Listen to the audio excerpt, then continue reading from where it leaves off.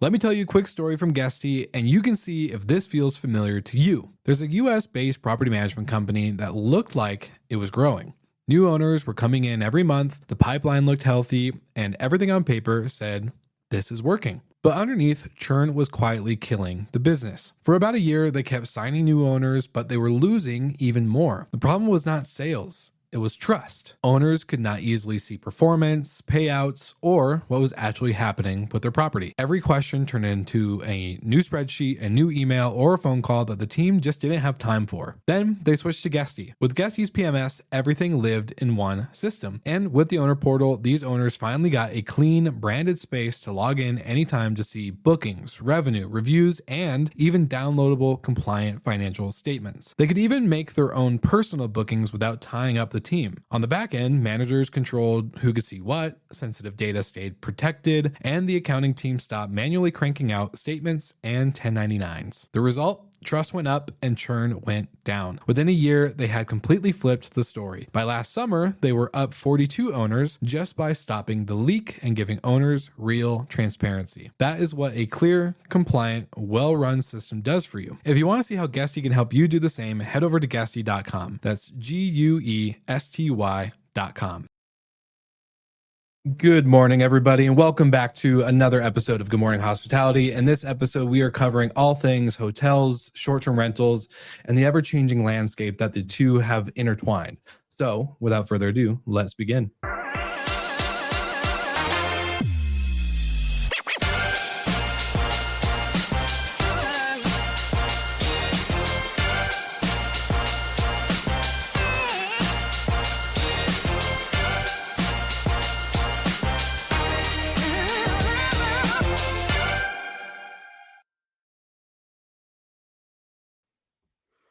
Good morning.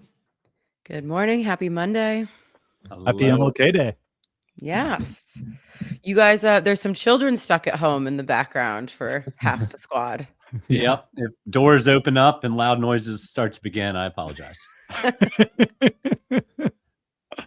My kids just left, so I am safe now. Yeah. Right. I actually have today off, so I'm technically working for you guys right now. But you know, no. I'm just joking. I think we're working for you, Will. Yeah, I was yeah, sorry. You never give us all work as well. Yeah, that's true. That's true. I'm a horrible boss. But how's everybody's weekend? Brandy, it seems like you had a packed weekend from what I saw on Instagram. Yeah, and I mean, a packed week. I have to give a shout out to the Moving Mountains team. I stole a mug from one of the most incredible houses that I've stayed in. I got permission to steal it, so it's not really stealing. Okay. But we had a great week in Colorado, and then that just segued into like friends in town for baby showers and like all sorts of social engagements. So yeah, the social battery is a little tapped. I feel you. Well, shout out to Robin Craig and Moving Mountains. I know they just got onto their yacht for their journey around the world, basically. So yeah, Robin is chilling in retirement. I love this. Like a global yacht trip sounds pretty sweet.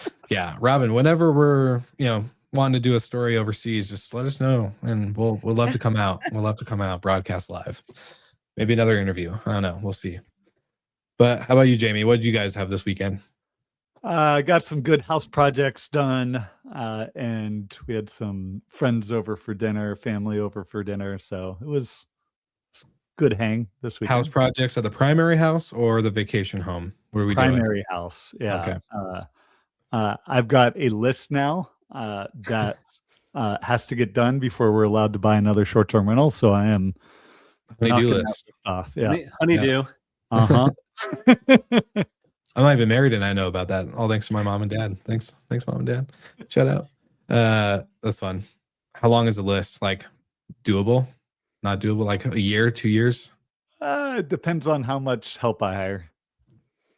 It's definitely at the point of like, all right, how much can I hire this out to get it actually done? Yeah. Yeah. That's awesome. Well, what about you, Golden? I'm happy that Jamie and I are in the same era of life, because I know it's tough to relate to Will and Brandy. We had first grade basketball, followed by a birthday party, followed by honey-do list.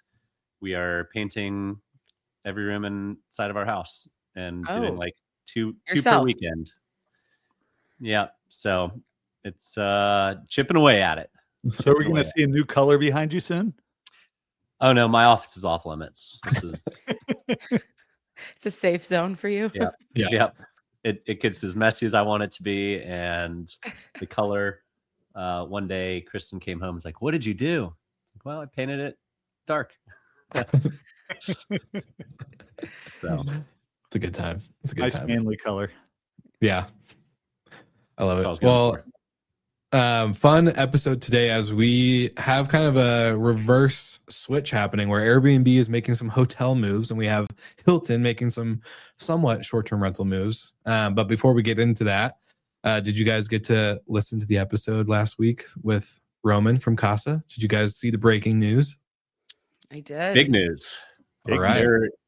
And really, we're down to two companies in the urban STR landscape. Both of them had pretty major headlines this week. So Mint House getting acquired / merging, a non-cash deal, all equity deal, is, to me, it signals one of two things. They were either not doing great or Casa has some sort of exit ramp here in the next couple of years, because you don't typically do an all equities deal unless there's IPO plans or you just that's the only deal you can do. So I'd be curious to hear what you guys think is the case. Right now, it's from when talking to Sean and then talking to Roman, they have about like 150 million a year in gross booking revenue. So I don't know, not a bad chunk of change, if I do say so myself. But I don't know. I feel like public just doesn't seem. Yeah, I don't think that seems likely. Yeah. Jamie? Yeah, I have no inside information here. And what the quote that I liked from Roman, that this was sort of EBITDA accretive on day one. So sounds like Mint House was profitable. It's not like they were in a sort of crunch that they had to sell, and that this ultimately going to be good for everyone involved. You sort of scale, and they've already got a profitable business model, and I sort of spread that scale over more, and it's going to be helpful for Casa to continue to evolve as a major player in the sort of branded space. And it wouldn't be surprising, I think, in a year or two to see that they've been acquired by someone much bigger as an apartment brand, similar to and what we saw with Placemaker. Yeah. Well, I was going to say, there's also Central out there too, which I know they've been pretty quiet after kind of a big splash into the kind of co-living STR urban space. But who knows, maybe there is a bigger real estate play that adds a short-term rental urban operator sector to their bigger business. I also do remember when talking to Christian Lee, though, when they acquired LoCal around this time last year. LoCal was a significantly smaller player, but off the record, he was kind of hinting at potentially looking at more other small micro scoops. So I'm guessing it. I mean, there was some interest in the Romy sale from them, but it didn't work out. Yeah. Can you tell us more about that? No. Yeah, I think, Jamie, you're probably spot on, especially with the news about Placemaker and Hilton, that deal coming together. You know, I don't know if Marriott's eager to jump back in it after the Sonder meltdown, but you've still got too soon. You've still got IHG. You've still got a core too. So I wouldn't be surprised if IHG or Hyatt come around and make a deal with Casa now. Or maybe it's part of Hilton, and Hilton's going to kind of own this urban multifamily hotel space. I was just going to say to Paul Manzi's comment, so much for staying in each other's lanes, as kind of segueing into the next one. It would be interesting to see Casa get folded into the Hilton's 26th brand as the apartment collection launched late last week. I would say, I think Thursday. And big news in terms of, we've been waiting for this one for a while. And my kind of questions to Sean and to the rest of the editorial team was, do do you think they delayed this due to the Marriott Sonder blow up, or do you think this was just kind of the timing it landed on? Because I could see that they probably had it sooner, but who knows? Yeah, listen, PR can get delayed for all kinds of reasons, like, Yeah. you know. But I think that the hotel flags are kind of waking up, like, instead of building ground up apartment built, still kind of like crappier versions of an apartment. Like, I was just staying in like a suites that had a kitchen, but it's not a full, it doesn't feel like it. Like, might as well just go after something that's already established with real apartments that have the real size that people want to stay in for that kind of product. I'll say, and one, congratulations to the Placemaker team. I interviewed Jason. He was one of the first person I interviewed on my podcast back 3 years ago. And what I loved with Jason, and one, is an extremely competent operator, like, and CEO. And just the juxtaposition of them and Sonder, of during the pandemic and urban demand collapsed, right? And what did Sonder do? They hit the accelerator and grew unprofitably, and we saw what happened there. What did Placemaker do? They cut almost everything out. Like, their units under inventory, like, I think you said they went down at one point, they just had 250 listings, and then sort of profitably grew back building by building, deal by deal, in a way that made sense for them and wasn't on sort of the VC time schedule of like, we've got to grow at all costs. It's like, we're going to do this profitably. We're going to do this right. It's going to take longer, but ultimately, like, I think they've built an extremely great brand and like a great business that they've done it the right way. And to sort of conflate Sonder and Placemaker, and they're just two entirely different companies, entirely different strategies in a similar sort of competition environment. What was Placemaker before they rebranded? I can't remember. It was something. It wasn't always Placemaker. Wasn't it you something? Something I want to say you rent, but I don't think that's correct. No, something we should have researched before the show, but Not you rent. I remember it was not you rent. Oh my God. There was a different name. Yeah. I thought I started with a K. Wasn't it like once a?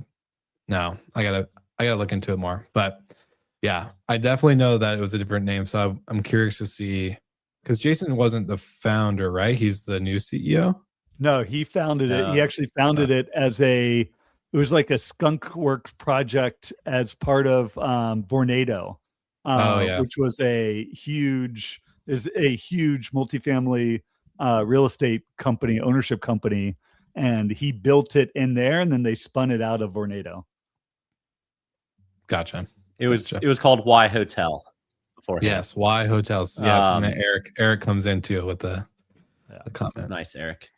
Yeah, a couple of comments. Brain's here. not working this morning. It's Monday. It's Monday. One of my predictions from 2025 was more licensing deals.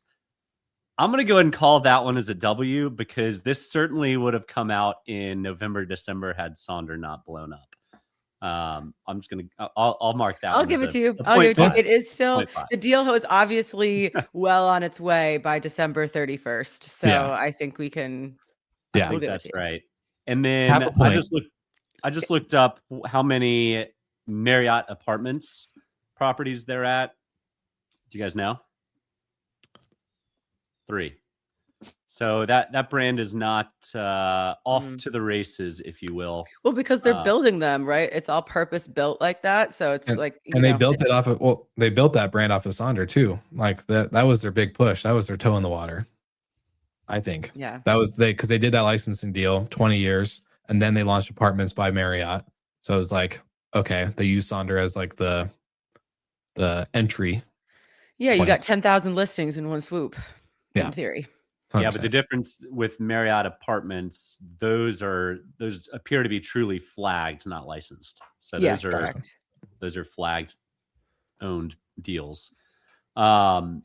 Well, I'm fascinated to see how this licensing deal plays out. It sounds like Placemaker's on much more firm ground, but nobody knows because their financials aren't public, unlike Sonder's. So I wish them the best. I'm excited that Hilton, it's not just Marriott getting into the game of alternative accommodation, whether it's apartments or the outdoors. I'm excited to see Hilton be a part of it. Yeah, and before we go on to the next topic, so we just want to give a couple shout outs. We have Enrique out in Peru. We got Brandy, the other Brandy from Pennsylvania. We got Eric tuning in, and of course our one and onlys, Terry White, who also is giving Michael that prediction point. So Thanks, unfortunately Terry. for the rest of us, and of course Paul Manzi keeping score. So Paul, we whose appreciate side it. are you on? Attaboy, seriously. Paul. Don't start with this right now. That Attaboy. GMH loyalty card is slowly getting delayed. know. It's getting delayed in the Terry mail. and Paul, it's certified coming your way. Well, super fun. And to move on to the next topic, we did have an article come out by Rafit, who is the CEO and founder of Skift. So my boss, please don't fire me. I'm loving it here. He came out with an article that did, I would say, ruffle a couple feathers leading into the weekend. I got a couple text messages. I was at a happy hour networking event put on by Stay in Touch and a couple other hotel tech companies. Duetto was one of them. And let's just say it was definitely a topic of conversation when I got to that happy hour. So Rafa put out an article saying the thrill is gone, Airbnb and the crisis of imagination in the short-term rental sector.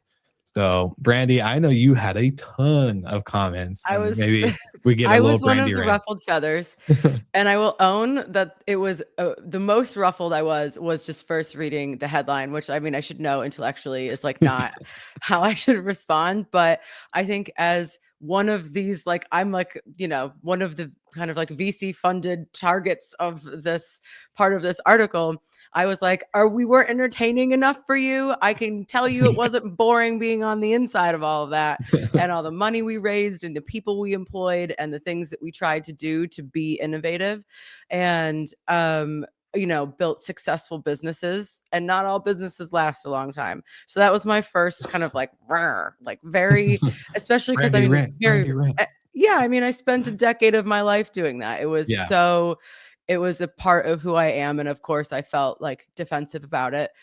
And then obviously after like continuing through the article, I think one thing, we're going to get into like all the different juicy parts of it, but one thing that came up was, like the magic of Airbnb going away when there's like this romanticism about it. And it's like, yeah, because it was built off of the idea of the sharing economy. And like, you're not going to become a publicly traded company off of the sharing economy. That's not, you need to grow and build your inventory. And that kind of need pushed so much of our industry in different directions. And then also just to give the traditional VR industry like a shout out, like they have been providing, the short-term rental industry has been providing great hospitality and great stays for decades. And it's not super sexy and it's not super flashy, but there are businesses that are profitable that have been around much longer than Airbnb. So like, does it need to be sexy? Does it need to be thrilling if the objective is to provide a good stay and a memorable vacation? Yeah. I put some thoughts on LinkedIn on sort of, wouldn't say criticism, but sort of thoughts on my response, and I'll sort of summarize those. But so I took it as sort of three criticisms Rafat was giving. One was on Airbnb's AI strategy and sort of equating it to the hire of Ahmad, which, and we'll maybe discuss whether that's a fair criticism given the other 2 points. The second was sort of the business model of STRs and sort of the evolution, and what happened with Sonder, what happened with Vacasa. And we're seeing all this innovation trying to happen. And there's actual like real innovation happening with Guesty, the PMSs, the pricing tools, the operation tools. Like there's billions of dollars being generated, and sort of cherry picking 2 companies that sort of went under as sort of the and innovation isn't happening in this industry, I think is a little and it pissed me off a little bit. I- And then I'm not alone. I'm not alone. I will say he was correcting the controlled layer, which is the inventory. He wasn't critiquing the tech layer, the Airbnb layer, right? Like it is the controllable piece. There is no. Let me finish. So criticizing the industry and the innovation that's happening in it, and then going into Airbnb's business model and their competition with the other OTAs and sort of what's happening there. So Airbnb is a marketplace. They're innovating on the marketplace. They're trying to drive demand to this. Like, it is not Airbnb's business to be innovating on the business model of STRs. And I'd argue that they are not going to be the one innovating in the business model of STRs. There's companies out there. Brandy's new one, Statera, is innovating, I would say, and pretty extensively. There's all these companies that are actually pushing the innovation, and there's billions being created and invested to do that. And then, like, you go back and look at how hotels actually innovated and professionalized. Like, professionalization was the innovation, the creation of these brands, the operations, the brand standards, the revenue management tools, the loyalty programs that unlocked massive innovation in the hotel industry and brought it where it is today. And I'd argue like that professionalization is still happening. It's still innovating. And the OTAs aren't going to be the ones that drive that. There's going to be whole new sets within the industry that innovates and creates that. And like by equating the all three, like that Airbnb's AI strategy and their new hire is like not going to fix the industry professionalizing and Airbnb's business model. Like, yeah, duh. Like, but like, I don't love that it was sort of tied up at the end of like, Airbnb's new hire isn't going to solve our problems. Like, I don't think anyone is expecting any hire within any of these companies, especially Airbnb, to solve the industry's sort of AI solves everything, problem. Jamie. AI solves everything. And we got to almost 21 minutes before AI was mentioned. AI solves everything. So, Jamie, you're right on the hotel brand, all of that. That's where the innovation came. But in hotels, that came long before the OTAs came along. So the brands existed as the brand where the OTAs drove the eyeballs. Airbnb has always tried to be a brand of stuff that they don't own and control. And I think that's where the big difference is. That's where Rafit's article, I think the part that jumped out to me the most is the version of Airbnb has been professionalized out of existence. The physical product became indistinguishable with the hotel, but it lacks accountability, consistency, and service recovery when things go wrong.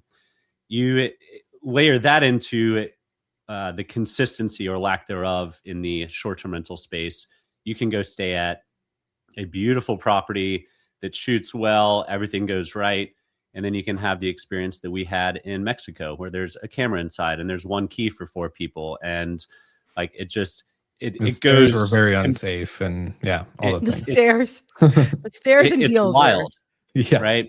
The difference can be extremely large. And so I think for me, it comes down to Airbnb has built a great brand, but that brand doesn't own, control consistency standards. And that's inverted in the hotels because the hotel brands were established long before the OTAs were established. And I will make a comment as a disclaimer for Rafit's article, just to kind of defend. I do need to defend my boss a little bit here. As the last basically in the last paragraph, saying what I know is this: hiring a brilliant AI technologist to solve the company's problem or company's innovation problem is a bet on the wrong variable. So he is talking specifically towards Airbnb, not the industry. So not cherry picking Vacasa and Sonder as like the failed operators. Sure, a small bucket or a drop in the bucket in terms of the rest of the industry. And Jamie, you've even stated this multiple times on the show. Majority of the short-term rental sector is individual hosts. It's not professionals. It's not the big brands. It's not this. So that's why we have such a small selection to go from. So I will defend in terms, just for disclaimer for the listeners, read the full article before you take all of our fiery comments into consideration. Just I loved the whole article. I sent Rafat a note saying, hey, this is stuff people in the industry have been talking about for a long time. So it's kind of like airing a bit of the dirty laundry. For sure. Yeah. I also think that there's the critique is not like unwarranted, but I think that this, I mean, obviously, and this is a media publication, so you have to have stories that come out, obviously. But it's kind of like where there is this obsession with what big shiny thing are we going to do next? And Will even talks about like being a bit bored with like the industry as a whole, like what is the next thing? And it's like, I think that it kind of layers into like where we are in like 2026 and people's like attention spans. It's like the product is a good vacation. And I don't know how like crazy it's like, what are you going to do to a home to make it super crazy? It's going to be, you know what I mean? And the business model is tough. It's real estate, So I think to Jamie's point, a lot of the innovation is going to come from the tech companies like a Gusty or a Breezeway or whatever. And I don't really think we should expect to see like a real estate company do anything crazy. But yeah, and Brandy, we even made the comment before the show though too, like real estate and hospitality don't really match well together. Real estate folks are wanting just numbers and data. The hospitality folks are caring about emotions and impact. So like those two have a hard time coexisting because sometimes the numbers don't match the execution of the hospitality you want to pull off. So but before I get to that is, dang, I lost my comment. Dang it, Michael, you distracted me. I forgot what was my other point. Sorry. But anyways, go ahead.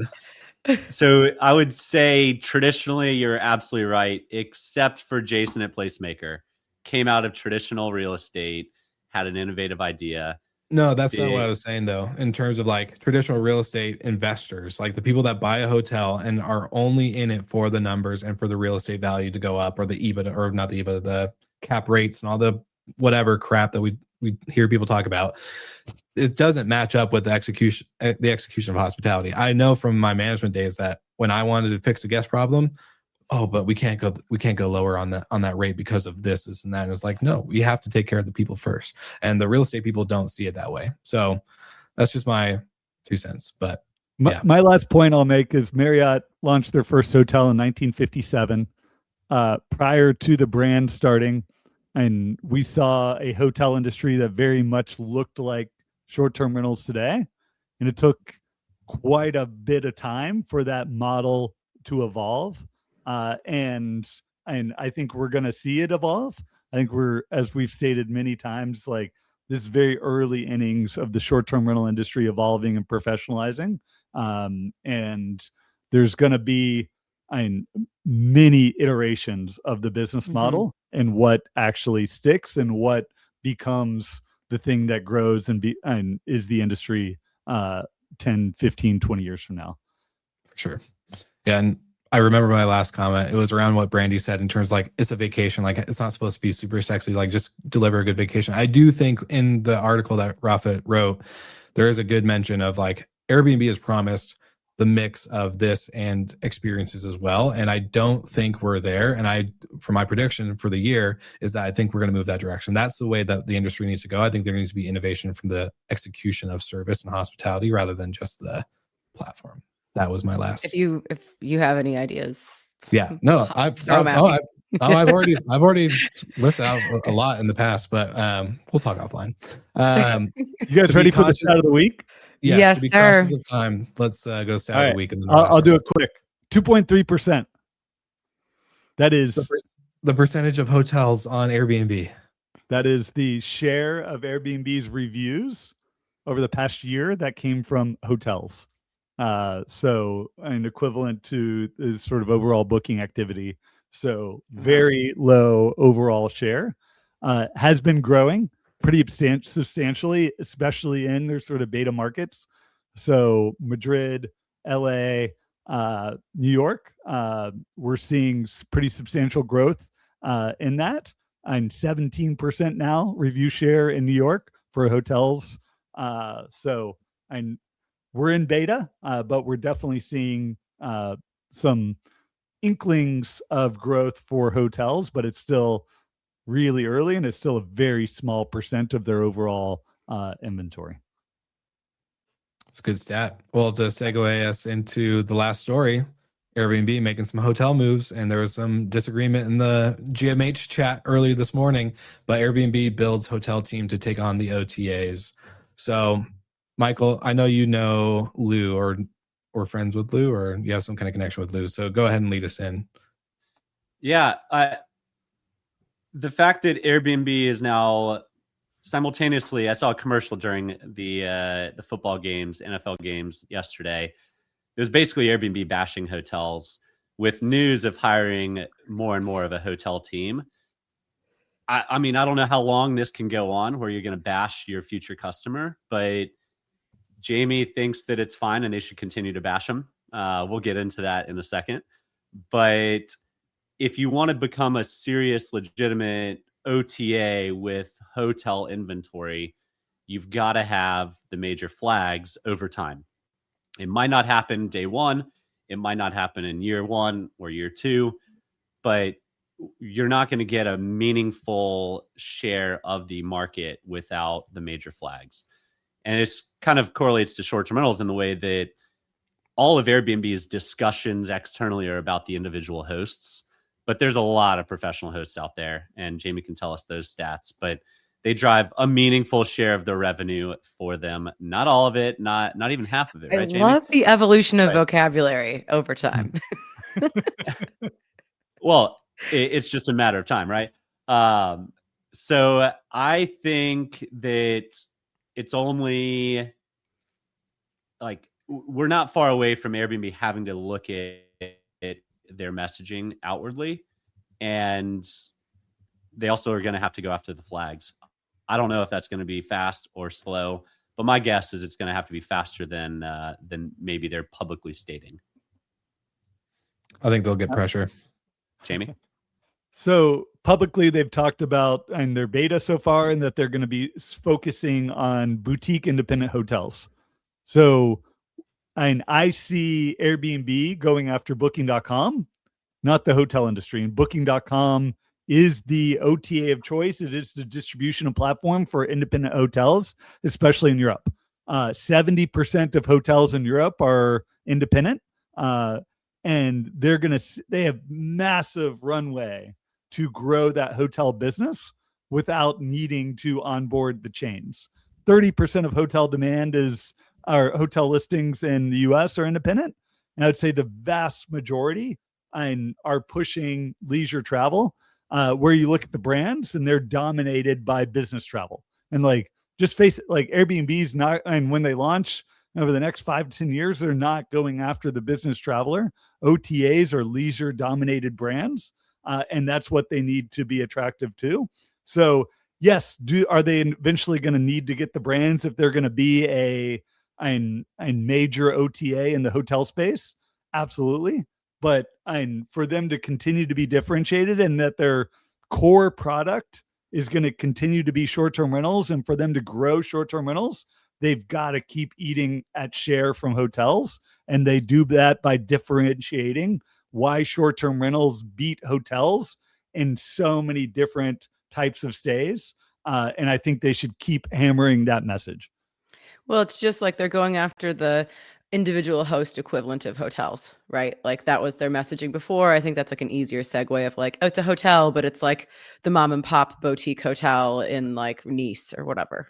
Yeah, it's too easy to just bash on branded hotels as they're cookie cutter. They're the same. And Hilton Garden Inn's the same as a Fairfield Inn, the same as a Homewood Inn. Courtyard. You can't walk into a hotel and tell the difference.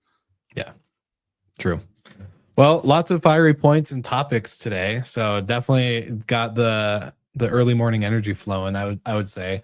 But that is our time for today. We try to keep the show at 30 minutes for all of our new potential listeners and viewers. But we want to give, of course, the shout outs to all of you tuning in live. So thank you again, Paul, Enrique, Brandy, Eric, Terry, and of course, many other comments from Paul. We had a great guest appearance from Michael's son, Oliver. What's up, Ollie? And yeah, lots of topics to discuss, but I think we're gonna have to save it for next week. So thank you for everyone tuning in, and we'll see you all next Monday.